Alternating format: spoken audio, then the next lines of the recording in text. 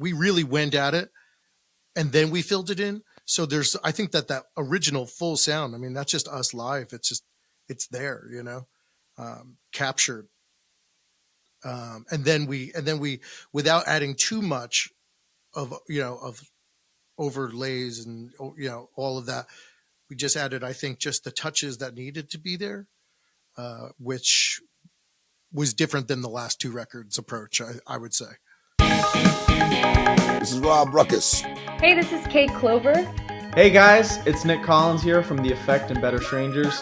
Hi, my name is Madeline Rose. Hey, it's Ben McKelvey. It's Tim Howard here from Mike and the Mechanics. Hello, I'm Amanda Lehman. I'm Billy Harvey. What's going on, everybody? I'm Casey Sampson from the band Twist Stop. Hey, it's Tony from Fastball.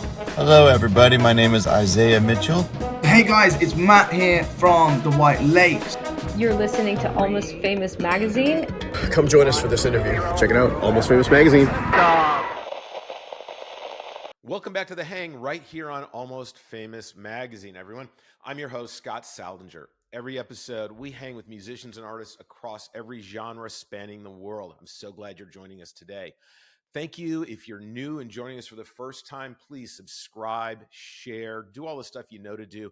It helps not only our podcast, but it also helps the artists too as well when they get a bump up from your help as well.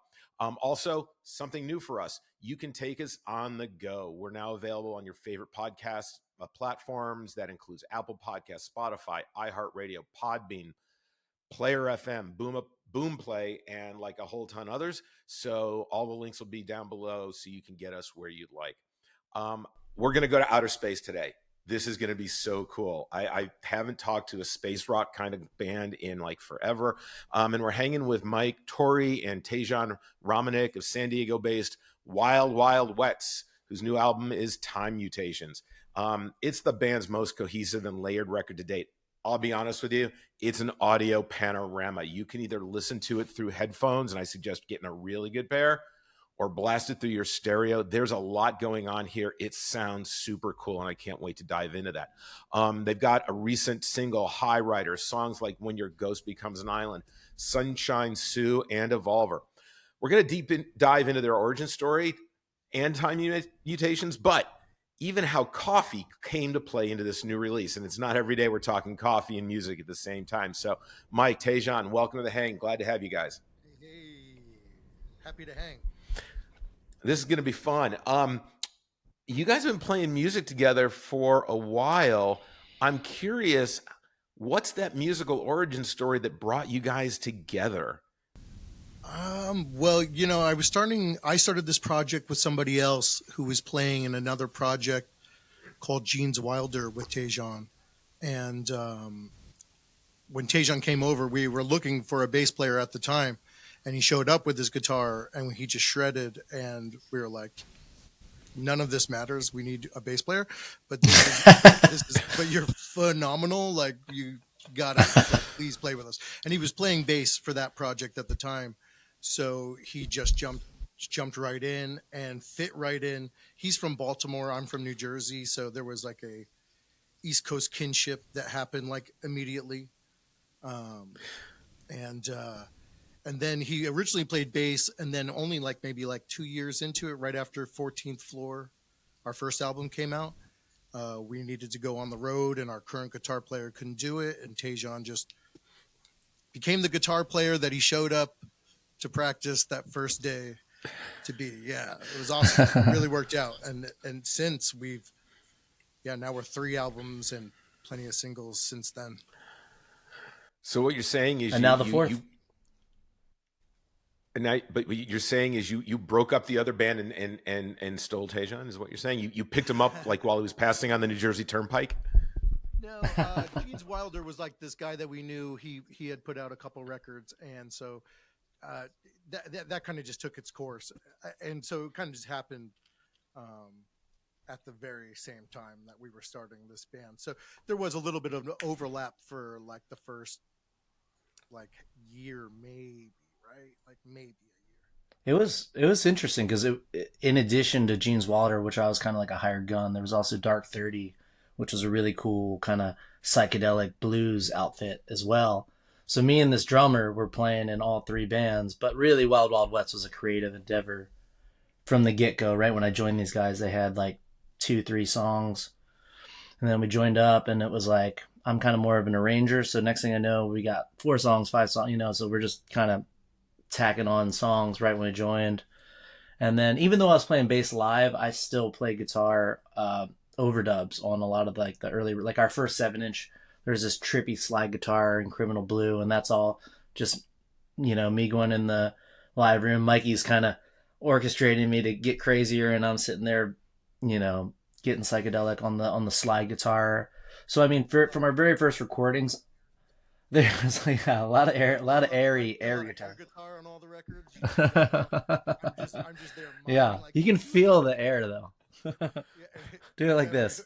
Yeah, he's doing his Wayne Coyne thing, and I'm there playing the notes. But is that air guitar the whooshing I hear? Is that air guitar the whooshing of air that I hear between the 2 channels? Yeah, you can just get it. Yeah.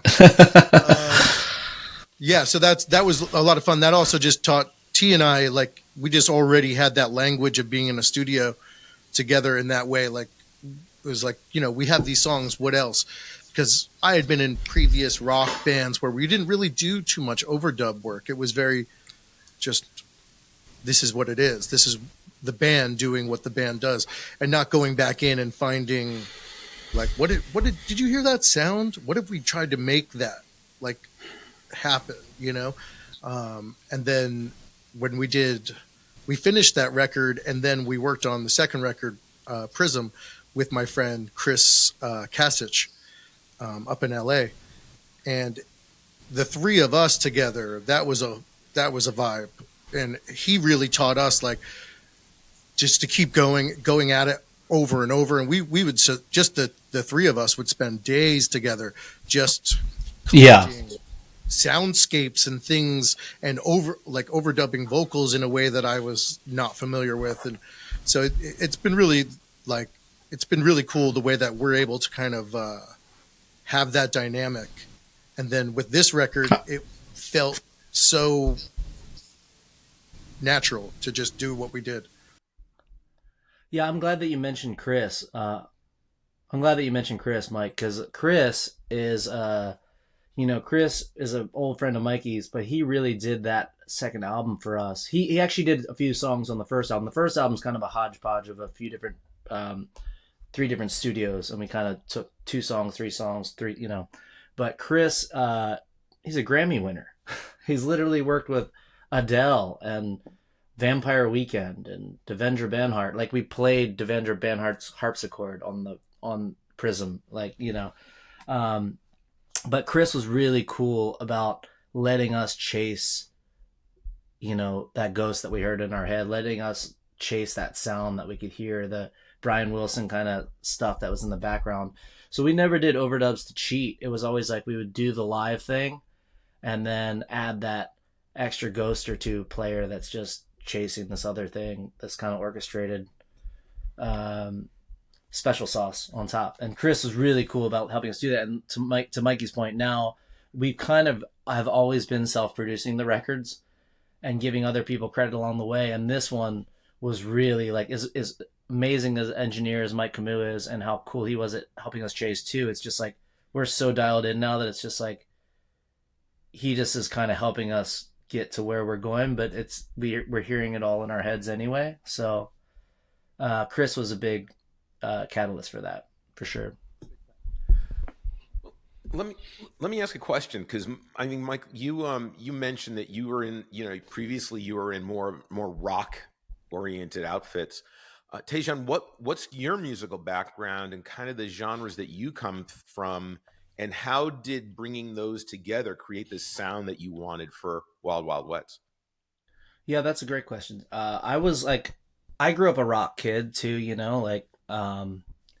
Woodstock 99 kind of kid, all that bad stuff that's coming back around again. But like, I had this like really long anti-rock phase. And I think right before I moved to San Diego and kind of joined Wild Wild Wets and Jeans Wilder and Dark 30, I was kind of like in this like Bjork headspace. So that's more like Aphex Twin, you know, all this kind of post Radiohead listening music where it was like, I was kind of like done with rock and roll tropes, or at least I had kind of put them on the shelf for a while.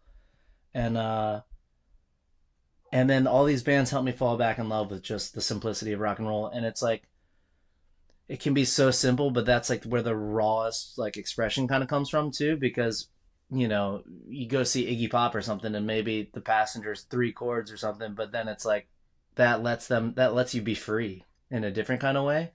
So I think that, you know, I brought some of that like kind of ambient, trippy, you know, stereophonic, things that I was chasing, and then, you know, was just reminded about how great the power of rock and roll really can be, just to be primal.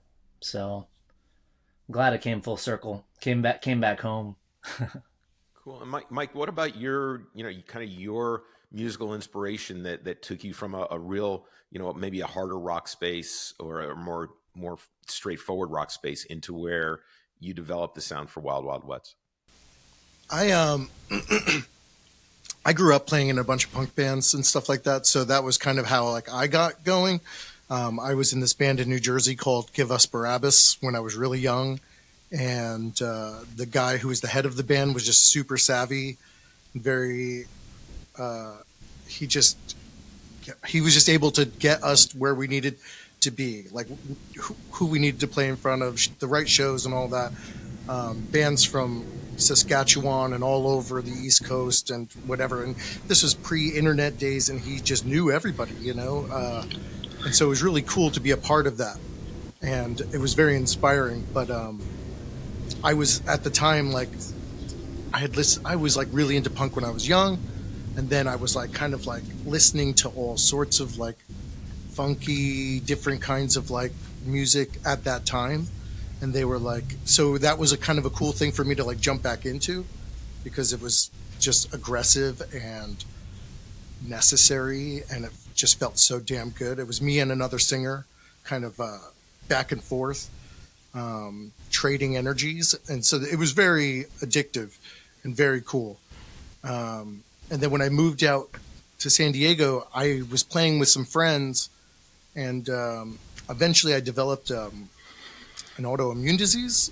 It kind of popped its ugly head out of nowhere, and I was stuck to the floor basically of my house or my friend's house. Like I could barely get up, and I was making some very cool bedroom music, like just weird beats and electronic experimentations with a friend. And then as soon as I got on the medication that helped me get off the floor, quite literally, I could not wait to start another like aggressive type garage rock band. So I was like hell bent on doing that. So I started this band called The Old and Out, and we played for a few years. We put out a record. It was all DIY. We still are, even Wild Wild Wets is still a very DIY operation, big time. But that was cool, because I got to like take everything I learned from being in other bands and everything and apply it to actually being like a band leader of sorts. And, you know, it was like me putting together a band. So that got pretty real from where I was just kind of just hanging out and just doing what other people told me. And then it was really fun, and it was a lot of fun. And I did some very physical things that I could just not keep up doing. And then at the same time, I think like what Taejon was saying, there were some good bands that were making some really great music, and it was simplified rock and roll that spoke to us through our like, we both dig 60s stuff like so much, but then we're kids of the 90s. So the 90s psychedelic rewash kind of like inspired us then. So then seeing it in like the 2010s, when like I guess around 2010, 2009, something like that, started seeing more bands kind of getting back into this like redo of all that. And that's what kind of inspired us. It was like taking like some of the band members from The Old and Out actually helped start Wild Wild Wets. So it was just us kind of taking a step forward into like, yeah, okay, so we were doing garage rock. Now let's just like thin it out and like see what happens if we really slow it, and stuff like that. And it was just amazing.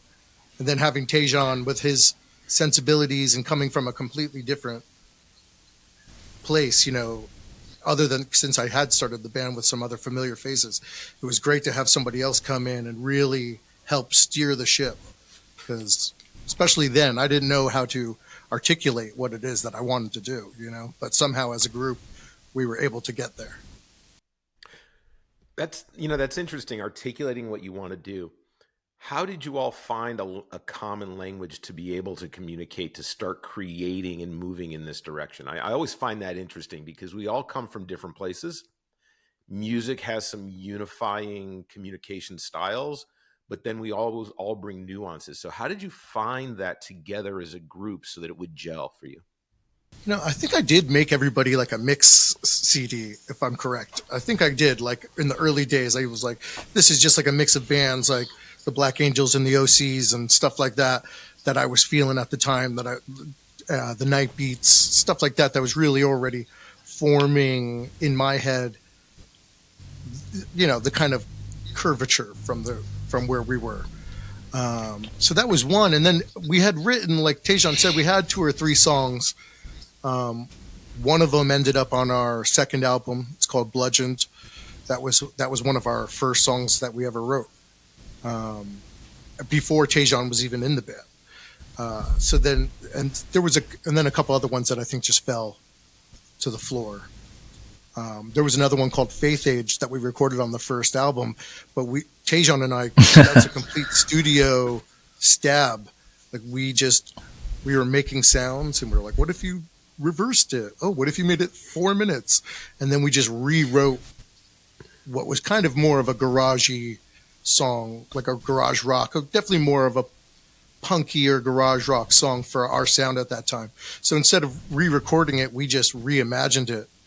And now it just kind of lives like in that space, that's like a testament of what I was saying about like just seeing what happens. What happens when we experiment with these things, Experiment is the right word, because as I was, previewing some of your catalog before we got together, I'm like, I got some like early Floyd tingles, right? And I felt a little Sergeant Peppery, right? I mean, I'm not saying that just because of the bass that's hanging over Taejon's shoulder there in the reference, but it really feels like you all understand that sound is an audio landscape. And I really felt that and it takes intention to really fill that properly, because there's 2 trains of thought, right?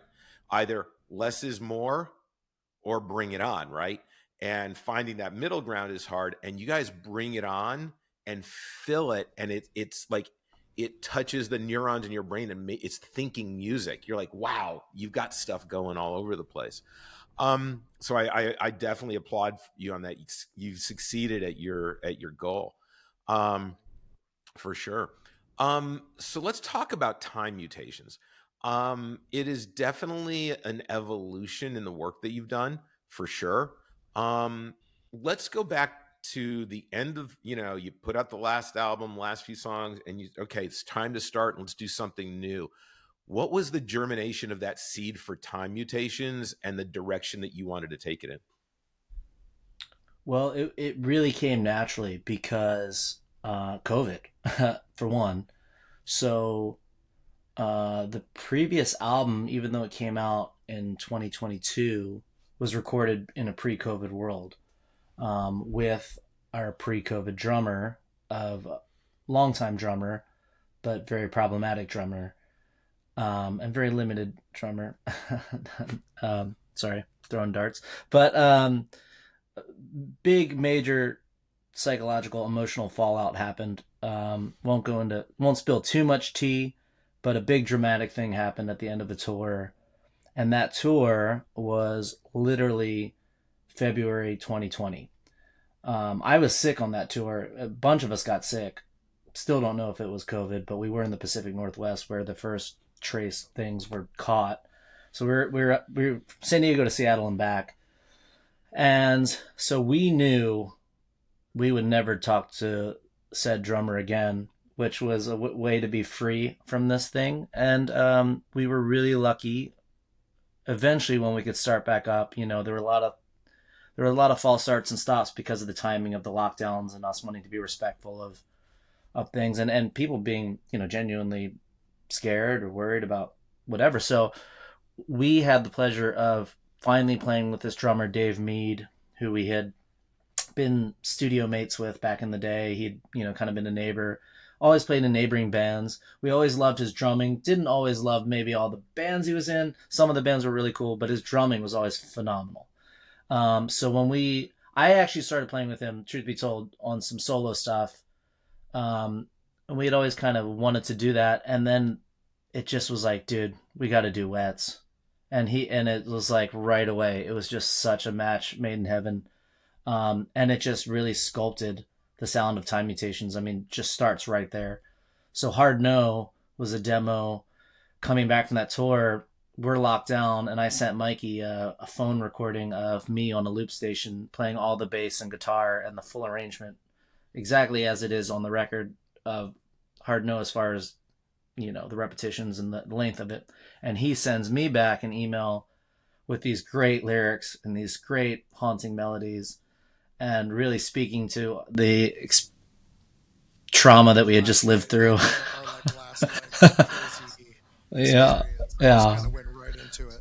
Yeah. It felt like a good time. I mean, it was like, this was like a couple months into COVID. So it was just like, send me whatever you got. We got to keep working. So that Hard No was kind of the first seed, right? Yeah. But the first seed, but not the oldest one. The real truth is that Sunshine Sue was a riff that I had been kicking around for years, and Mikey and I had always kind of messed with it as in this kind of bossa nova thing, and it probably because the previous lineups. And then once we play it with this lineup, it just sinks right into place. So, we're off to a good start, and then High Rider comes, and then the rest of the songs just start happening. We wrote Evolver before Evolver. Finally, we play a gig like 2021. It's like we were booked to do things, and then second lockdown, third lockdown, and then finally we play this big, awesome show with our friends Drug Hunt and Warish, who's Riley Hawk, Tony Hawk's son, is there, and there's all these great bands, all these great musicians. It was really surreal because everyone's just so excited to see each other's face. Masks are starting to come down, and Evolver, and we're like, let's write a brand new song and open up the set with that, and that was Evolver, because it felt like an outdoor space song. So really, the album it's just a germination. It's basically we could have rebranded and we could have changed band names and done that, but we respect our discography enough, and it's so hard to name a band nowadays anyway. And we respect all the, we'll just go with it. But we really could have maybe started calling ourselves a new band name, but I think it fits with the rest of our discography, but it's such an evolution too. And it really is it's the sum of all its parts. I mean, this is the first album that's really a full band, like really a full live, recorded, live, written, a lot of people collaboratively. Second and third was just Taejon played guitar and bass on both of those records, so he was kind of going back and forth. Yeah, second and third. Depending on the song, he would start with bass or guitar, and then go back and start filling in the others, and then So this record.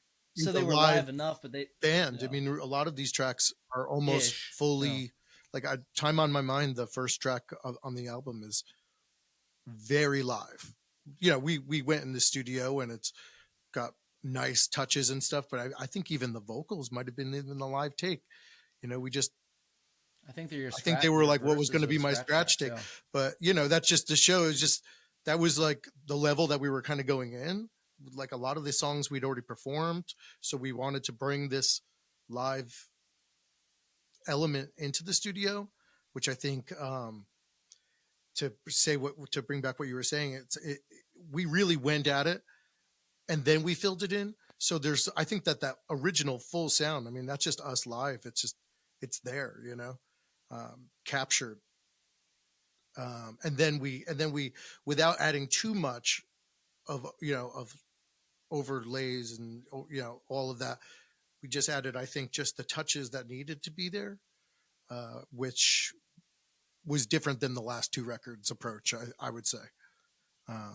And the outcome, I think you could feel that. You can feel like the tangibility of the musicians, having Jason Crane on congas with Dave. They're like, it's not like, oh, here's Jason and there's Dave. They're like here and here, like the whole record. So fun. So fun. So half the truth be told, the record was done in 2 main recording sessions, almost the way that it was almost like 2 EPs, but we knew it was going to be 1 record. But only because of scheduling logistics, the first 4 songs we recorded, Jason Crane couldn't be there, so he had to overdub all his parts. Luckily, those were the songs that we were playing live. Then the next session are the newer songs, and there's like 5 of those, and Jason Crane's in the room the whole time. So every stroke of the conga on Disintegrate, Time on My Mind, Where Your Ghost Becomes an Island, all those ones, Summer Gone, that's all live. Like all 5 of us in a room. Maybe Albert fixed a few bass things here and there, because we don't want to use computers to do that. He just punched in a few things. Guitars, I kept them all, stack a few more. And then a lot of the trippy keyboards you hear is Mikey on mushrooms at his house, tripping and doing his own thing right in that room. And a lot of that extra stuff, he would send me these things without the context of the music. I'm like, what is this? Yeah, it's weird now, but then you when you overlay the song, the dink it dink dink dink dink is far. We've always been kind of like an add everything and then subtract later, and then peel it back. Yeah. So I kind of I didn't go for it too crazy, but I added a lot of like little sounds and synthy and percussive little things, and I just gave them out there thinking, take what you will, and if you don't like it, it's all good with me. I'm fine. But I think it all went in. Yeah. I think maybe 95%. Yeah. I mean, if any, sometimes we're riding the fader here or there and where it's most appropriate, but all that stuff that you had all fits. Yeah. Which was, it all, that was really nice too. Cause we didn't have the time and money factor overhead. I was just hanging out, vibing for free. It was nice.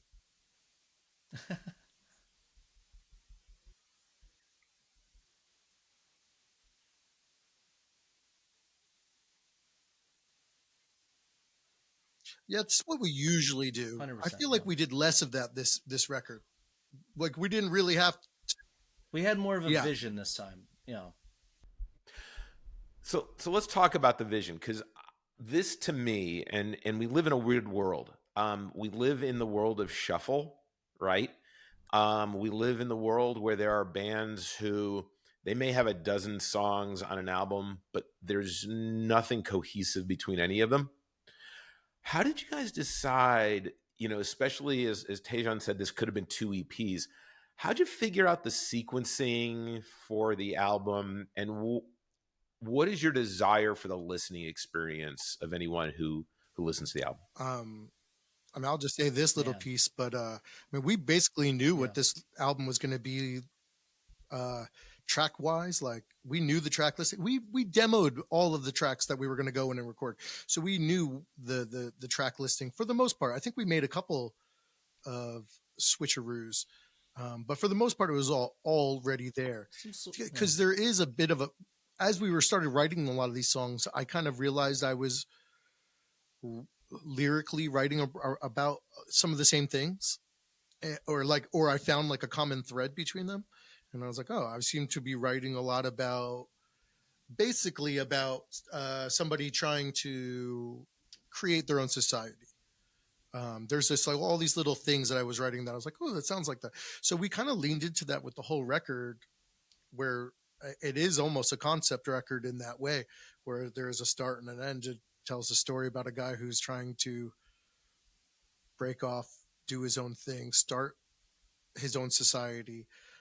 Just like all of those kinds of stories, there's the failure, there's the exit strategy. And it all just kind of ended up working out as we started. The more we wrote it, I was like, it's happening. Like this concept album's happening regardless, because I've already started writing the songs and it's telling the story the way that we want the album to be, track listed. It's already happening. So it was, I don't know. I just thought that was like really kind of cool, because it was, in the past we kind of done it in reverse. We were like, oh, these songs sound good, and there is almost a story that is told if you play them like this. Prism and Love Always do tell stories, but this was actually on purpose, which was pretty cool, very cool. Especially like just to be that much more ready to go into the studio. It was definitely helpful. It's funny that you mentioned like early Pink Floyd, Scott, because that we really do love, like Piper at the Gates of Dawn.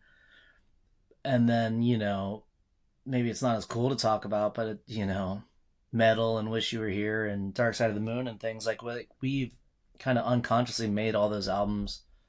We really pride ourselves on live set lists and on album sequencing, and Mikey and I always will rarely disagree, and then we'll debate, and then we'll usually come eye to eye, but it's always been very important to us. And then Mikey's right, like it usually feels like an afterthought, and then we figure out the puzzle, and then this one kind of the puzzle was kind of writing itself as it was happening. And we made sure to conscientiously get out of a few cliches that we do sometimes. But one thing that I'll say, Mikey's got this whole Island of Dr. Moreau tale that is in there. It really is kind of create Frankenstein, the classic kind of Frankenstein thing. It's like you want to create life, you want to bring life, and then all the spoils that brings, and then what happens. But I have also noticed another strange parallel with this album, which is that really the first song and the last song deal with time and death and that kind of anxiousness, and really it's kind of a calendar year too. Time on My Mind is very Happy New Year, oh my god, time to get going, get into the gym, resolutions. Sunshine Sue's very February, March, and right down to Disintegrate being like the end of this, Summer Gone's right there in the middle, Hard Nose, Autumn, and Halloween. And it's just kind of funny that both of these like flow states kind of happen naturally. So pretty proud of that aspect. I like that you mentioned flow state, because it's something a lot of people don't know about it. Even if you experience, you may not know what it is. And as a concert photographer, and I have 3 songs typically to photograph, flow state is that specific moment for me. Or when I'm listening to music that's cohesive. And I think that what you guys have achieved is a very cohesive piece of work in a day and age where we have, we're just living in the needle drop world, right? So I really can't wait to hear the whole thing. Now, let me ask you about this, because for those people who are, vinyl lovers, my 14-year-old niece being one of them, I've built quite a collection for her, after having sold my entire collection to Amoeba back in the day when I used to work across. I know I went across the country, and I'm like, this stuff is a lot to schlep around. And I did the same thing with my CDs. I did that whole yes. Oh, and they were all, none of it was going to be worth anything, and now look where we are. But I've seen some pretty interesting things happen with vinyl these days. I've seen human ashes pressed into clear vinyl records that can only be sold in so many different states, because some states it's against the law. But I've yet to see a coffee partnership, and I don't know if that's tea or coffee in your all's cup, but tell everybody, especially for those vinyl lovers, how that came about, because I'm really fascinated by the work you're doing on the coffee side. We're friends with the company Fuzz Coffee, and they helped us with our last record, Love Always. We did a bag of coffee to go with that, but that was an afterthought that worked out time-wise, and then we just became good friends and supporting each other. Sean Carlo, who runs the whole ordeal, has just been very cool about supporting us for the last 4 years or whatever. He's just opening up his own brick and mortar shop right now, so that's really cool. But yeah, so we reached out to him about the album, and then knowing we were going to be doing, because he started doing represses, like he did Dive and Sugar Candy Mountain. He got into it when King Gizzard, let everybody bootleg their records. He was like, I want to bootleg it. And then he just started putting out more and more records. So just contacting people who are like, I guess maybe they ran out of their press. So he's like, I'll repress your record if you're into it. And then does a coffee release with it. I know he just did one with Frankie and the Witch Fingers for their new record, Trash Classics. So that was just about a month or two ago. And now this one, I'm really excited about it. I think he just got the beans in. So now we get to wait and see what this is all going to be about. Yeah, gotta have the beans. It's gotta be about the beans. The beans, Larry. Gotta have the beans. Gotta have the beans. Yeah, which I'm really excited. So he's got him, but he hasn't roasted him yet. So we're waiting on him to roast him, and then we'll get to dive in. But it's pretty cool. We just got the vinyl. Yeah, so we can't take credit for that. This is Sean Carlo's masterful thought. So he's got Salt and Sea Sound System, which is his new record label, and he's got Fuzz Roasters. So shout out to both of those. Hopefully you can throw links for those guys. But Fuzz Roasters is the coffee, Salt and Sea Sound System's the label, and he's going to keep pressing and French pressing. You know, I mean, I think that's just his thing. These are like his two passions. Look at that. Look at that beauty. Talk about wonderful. The beans. Now are those coffee beans in the vinyl? Does he no. Next pressing. That's smart. Might be scratch and sniff. This one. I mean, you could do a scratch. Yeah, you could do a scratch and sniff record, and think of all the different. This you one's could do an indica. You could do an it's hazelnut sativa indica hybrid. You could do a French vanilla version of the album. I think that's fantastic. That'd be awesome. We should look into it. Yeah, bring back scratch and sniff. These kids don't know what they're missing, man. That pizza always smelled so weird. You know what I mean? You're absolutely it's like, right. That's pizza? These are grapes? Grape soda. Oh, God. Now I'm going to have... We just got these in the mail, like, just. We're so stoked. And not only do they look phenomenal, I have to say that they sound freaking insane. Like, I was kind of afraid to play it for a day. I like brought it home Thursday and was all excited. I'm like, let me wait. I'm too excited.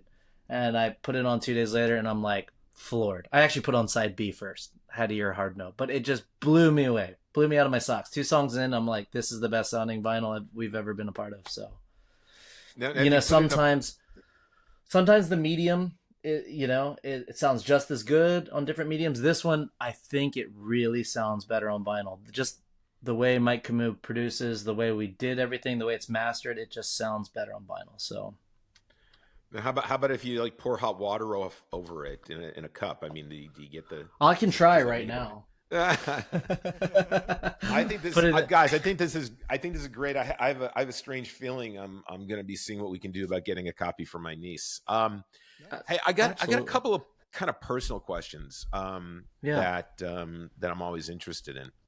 You guys have obviously had lengthy musical experiences. For each of you, though, who's been like that one person who's been either the biggest inspiration or who's had the greatest impact on your musical career so far? Living or dead? I mean, this could be a mentor of yours. This is someone in your life. This is someone who's been in your life. Yeah, this has been someone in your life who's had a direct either inspiration or impact on you. Well, I'll go first and say that Mikey has been a huge inspiration for me, my brother, mainly because I'm definitely a thinker and an overanalyzer and hold on, wait and see kind of guy. And Mikey's always been like no, we got this. Shoot from the hip, book the date, just go for it. We'll get it figured out later. We can do this. And that kind of pressure, I realize I used to be afraid of that pressure, but I realize I like excel in that kind of pressure. And it's the only way to really get things done is with the deadline. So I think that's just huge for me. That's something that I was always missing. I was one of those classic musicians that just doesn't want to finish it, is afraid to release it, and just do it, man. Just be that artist and just punch it right through the wall, So that's that one comes off kind of like the post-album. Kind of comes off like the post-album employee review. I got to be honest with you. How about you? You? Please have me back. Is Taejon getting a raise? How about you, Mike? Stars. Taejon. No, I love Taejon. Stop. Honestly, besides, I mean, working with him is great because we do push each other, which is nice. Because sometimes I appreciate all of that, but sometimes it is. Sometimes I need a kick. I think we're better. Sometimes I need a kick too to get out of that door. But I would say honestly, my friend Vin, who I was in my first band with, Give Us Barabbas, he did so much that I took for granted at the time because I was just like, I'll just show up, and I did, and I didn't even have, like, even in that band I didn't even have a tambourine. Like I didn't have to bring anything. And now as a guy who has to bring like all of these keyboards to like everywhere I go, I kind of miss those days. But anyway, he taught me everything when it came to like, it's just like about networking and just and just shooting from the hip and going for it, taking chances, and just really, I mean, when I moved out here, I just remember I just kept on asking people questions. It's just like, can I do this? And they're like, oh, you want to do this? Yeah, go ahead. And so sometimes it's just like, just doing that, just getting outside of yourself and just asking somebody for a favor sometimes really works out. Yeah, for sure. So let me ask you guys this, with the album out and that this kind of chapter wrapped up, what's the rest of 25 into 2026 have in store? Well, so we're just about to release the record. We're going to release the record next month. So it'll be available. It's right now, it's just pre-orders are available, but I think August 22nd, it will be out. The vinyls will be sent out everywhere digitally. Digitally, it'll be on everything. She really want the vinyl. So at the end of August, we have a couple of release shows. One in Long Beach, one in San Diego. Those are planned right now. We're still trying to get out, getting some more. We just had 2 babies born to the band, so we can't go on the road for too long, but we can still get on the road, and we really just want to. So we're going to be trying to look into, hopefully for next year, more festivals and stuff like that, where we can just kind of do like touch and go things. But that's what we're planning on doing. That's cool. The plan. And then Mikey and I have always held on to the dream of playing back on the East Coast and doing a little East Coast run, because I'm from Baltimore, he's from Jersey. We got family and friends out there. So, man, it would be really cool if this album kind of hits more ears and gets us more exposure to make that kind of financially make sense. Europe's also been right there a few times. Anyone living in New York, New Jersey, the greater tri-state area, as they always say in the end of the automobile commercials up there, if you've got a venue, you know where to find these guys, and all the information is going to be 100%. Down below. So, we're putting it out there. One of the other things that we really enjoy putting out there, and everyone who watches us knows that I'm not really a bucket list guy. I'm just going to like go do shit kind of guy. But we all have dreams and ideas, and I'm always curious about a dream collaboration. If you each had a day, and you can't pick each other, we've already done that. If you had it, and you've been in the studio together, so neither of them, and I don't suggest on anyone dead. But if you could pick an artist that you've really admired, enjoyed, or just feel that it would be a great creative experience, who would you want to get into a studio with for a day, and why? Taejon, I'll let you start with that. Man, because I've met him, and I think we have a general similar sensibility and sense of humor. Josh Homme would be really cool, I think, to work with. I know Mikey's not as familiar with their catalog, and that's even better. But I met him actually backstage at Beach Goth weeks, just like less than 2 weeks before the Friday the 13th shooting that happened in Paris, that show that he should have been at. And he was just so gracious. We had a great conversation. And I was actually telling him at the time, kind of circling back to what I said earlier, which is that I was kind of out of love with rock and roll at various stages of my life. and that actually his band and his record Rated R brought me back to caring about kind of guitar at all again. And as a guitarist, it's pretty crazy to fall out of love with guitar, but and he had some funny quip to that.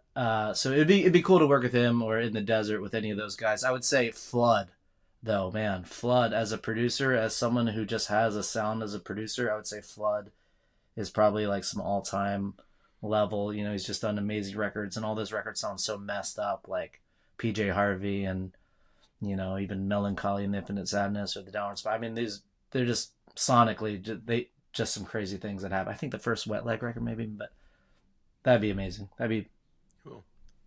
That'd be pretty rad. All right, Mike, how about you? I am a closeted John Dwyer fan from the OCs. I'm not that closeted. No, most people know. No, I mean, I love the guy's entire. I literally have, I think, his entire catalog on vinyl. So I'm just a big fan of his work in general. But I would say runner up would be Beck, just because you wouldn't have to go in with anything. I like the idea of like just meeting him at a studio, since that really like sounds like the better answer, I think, just because I don't even know if I would need to know what we were going to do before we get there. It's just, once you get there, you get to just start that ride and see what churns out. I don't know. Scott, I don't know if it's trust issues or we just haven't met anyone that's taken us to that level, but we really have never been produced by anyone. Kind of like what we were saying before. We've produced along with people. We've had people help us. But man, if we ever got the right big shoes to kind of come in and boss us around a little bit, it may not be a bad thing, because we've always have been self-producing. So it would be cool to take, come at it from a different angle. And that's a great answer, Mikey. I love the Beck Hansen. I mean, maybe any of those four, but unfortunately, there's one that's shooting for the stars. No. Well, there's one who'll probably say no, who's probably upset because Mikey, being from New Jersey, Bruce Springsteen is probably going to be upset because he's the default New Jersey boss guy answer. Well, we did cover. Yeah, we did a cover of "I'm on Fire" a long time ago. Taejon showed up at my house blasting it from his car, and I could hear it like coming from the alleyway, and I was like, this jerk, man, turn it down. And then I came out and I was like, you want to cover this song? Hey, could you turn this down? You want to cover this song? And then we just did like the next day.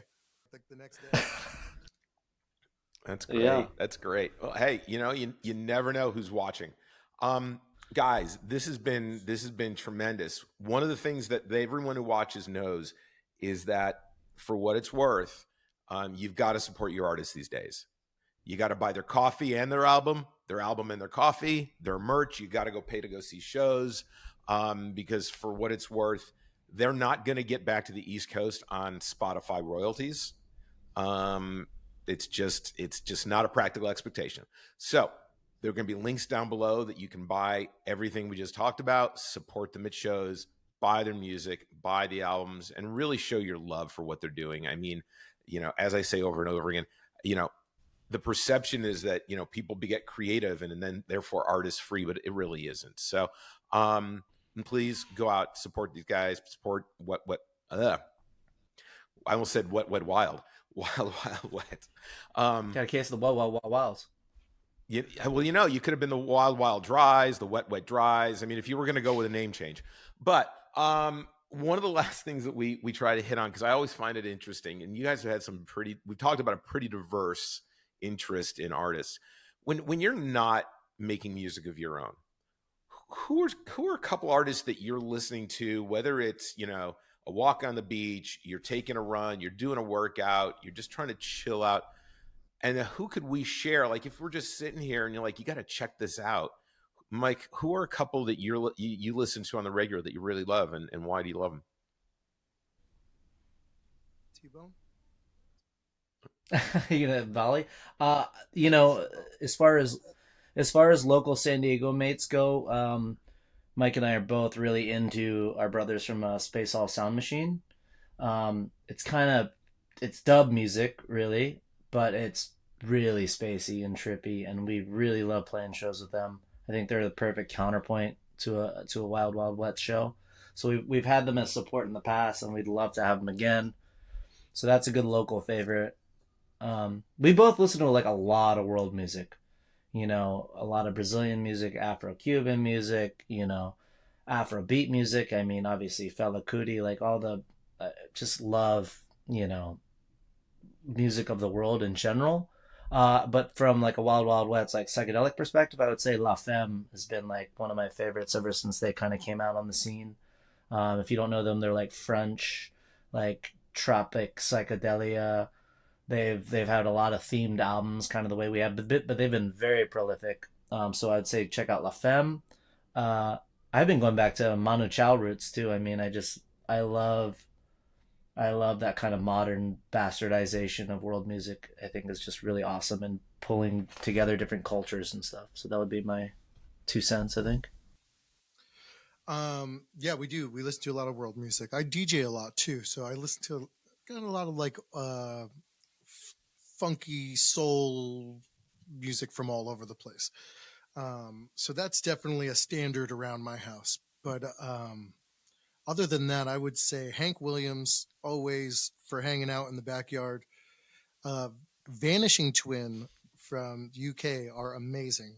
They became my favorite band during the pandemic. They did a live video that you had to pay for.